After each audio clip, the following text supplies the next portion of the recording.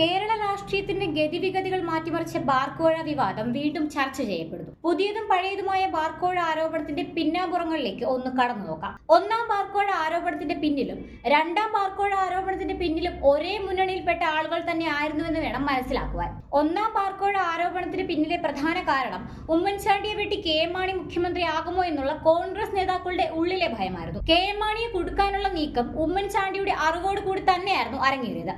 അല്ലെങ്കിൽ ഒരു കാരണവശാലും അമേരിക്ക യാത്രയ്ക്ക് ശേഷം വിമാനത്താവളത്തിൽ വന്നിറങ്ങിയ അന്നത്തെ ആഭ്യന്തരമന്ത്രി രമേശ് ചെന്നിത്തല അവിടെ വെച്ച് തന്നെ കെ എം മാണിക്കെതിരെ ഒരു ക്വിക്ക് വെരിഫിക്കേഷന് ഉത്തരവിടില്ലായിരുന്നു. ഉമ്മൻചാണ്ടിയും രമേശ് ചെന്നിത്തലയും ചേർന്നുള്ള ആദ്യത്തെ നാടകമായിരുന്നു അത്.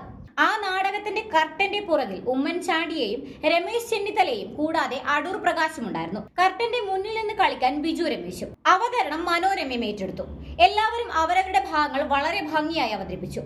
നാടകമല്ലായിരുന്നുവെങ്കിൽ പിന്നെ എന്തുകൊണ്ടാണ് ഉമ്മൻചാണ്ടിക്കും കെ ബാബുവിനും പൈസ കൊടുത്ത കാര്യം പറയാതെ കെ എം മാണിയുടെ കാര്യം മാത്രം ചാനലിൽ വന്നിരുന്ന് ബാർ മുതലാളി ബിജു രമേശ് പറഞ്ഞത്? അന്നത്തെ ബാർക്കോഴ ആരോപണത്തിന്റെ മുഖ്യ സൂത്രധാരന്മാരായിരുന്ന ബിജു രമേശും അടൂർ പ്രകാശും അധികം താമസിയാതെ ബന്ധുക്കളുമായി. ഇതൊന്നും യാദൃശ്ചികമായി സംഭവിച്ചതായിരുന്നില്ല. നാളുകൾക്ക് മുന്നേ മക്കളുടെ കല്യാണാലോചനകൾക്കൊപ്പം തന്നെ എങ്ങനെ മാണിയെ കൊടുക്കാമെന്നുള്ള ആലോചനയും നടന്നിരുന്നു.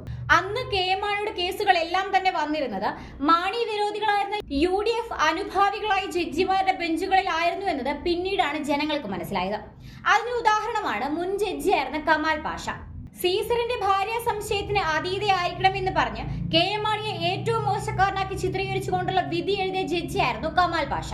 ഇയാൾ തന്റെ ജഡ്ജി സ്ഥാനത്ത് നിന്നും വിരമിച്ച ശേഷം കഴിഞ്ഞ തെരഞ്ഞെടുപ്പിൽ UDF സ്ഥാനാർത്ഥിയായി മത്സരിക്കാനുള്ള ശ്രമം വരെ നടത്തിയിരുന്നു. അന്ന് കെ എം മാണിക്കെതിരെ കോടതിയിലിരുന്ന് കമാൽ പാഷ വിധി എഴുതിയെങ്കിൽ ആ വിധി അന്നത്തെ പ്രതിപക്ഷം കെ എം മാണിക്കെതിരെയുള്ള ഒരു വലിയ ആയുധമാക്കി മാറ്റുകയായിരുന്നു. അത് ഏതൊരു പ്രതിപക്ഷവും ചെയ്യുന്ന കാര്യം തന്നെയാണ്. കിട്ടിയ അവസരം അവർ മുതലാക്കി. ആദ്യ ബാർക്കോഴയുടെ കാലത്ത് കെ എം മാണിക്കെതിരെ സകലമാന ചാനലുകളിലും വന്നിരുന്ന് ഉറഞ്ഞു തുള്ളിയ രണ്ട് പ്രധാന വ്യക്തികളിൽ ഒന്ന് അഡ്വക്കേറ്റ് ജയശങ്കറും മറ്റൊരാൾ CPIയിലെ VS സുനിൽകുമാറുമായിരുന്നു. കിട്ടിയ അവസരം ഒട്ടും കളയാതെ നിയമസഭയിൽ കെ എം മാണിക്കെതിരെ ഏറ്റവും മോശമായി സംസാരിച്ച പ്രമുഖ വ്യക്തികളിൽ ഒരാൾ അന്നത്തെ പ്രതിപക്ഷ നേതാവായിരുന്ന VS അച്യുതാനന്ദനായിരുന്നു. അന്ന് കെ എം മാണിയെ കുടുക്കിയവരുടെയും ഘോരഘോരം പ്രസംഗിക്കുകയും ചെയ്തവർ ഇന്ന് എവിടെയാണ്? അന്ന് ചാനൽ ചർച്ചകളിൽ വന്ന് കെ എം മാണിയെ നിന്ദിച്ചവർ പലരും ഇന്ന് പല ചാനലുകളിലും ഇരുന്ന് കെ എം മാണിയുടെ ആത്മാവിനോട് ക്ഷമ പറയുന്നുണ്ട്. ആദ്യ ബാർക്കോഴ ആരോപണവും രണ്ടാം ബാർക്കോഴ ആരോപണം ഉന്നയിച്ച വ്യക്തി UDFകാരൻ തന്നെയാണ്.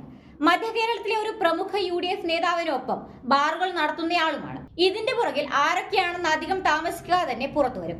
അന്ന് മാണിക്കെതിരെ മൊഴി നൽകാനെത്തിയ അനുമോൻ തന്നെ ഇപ്പോഴും എത്തിയതോടെ പഴയ കോഴ വിവാദം വീണ്ടും സജീവമായിരിക്കുകയാണ്. കെ എം മാണിയെ ബാർക്കോഴയിൽ കുടുക്കിയത് കോൺഗ്രസ് ആണെന്ന ആരോപണം വീണ്ടും സജീവമാവുകയും UDF പ്രതിരോധത്തിലാവുകയും ചെയ്തിരിക്കുകയാണ്. ഏതൊക്കെ പകൽ മാന്യന്മാരുടെ മുഖംമൂടികളാണ് അഴിഞ്ഞു വീഴുകയെന്നറിയാൻ അധികം കാത്തിരിക്കേണ്ടി വരില്ല.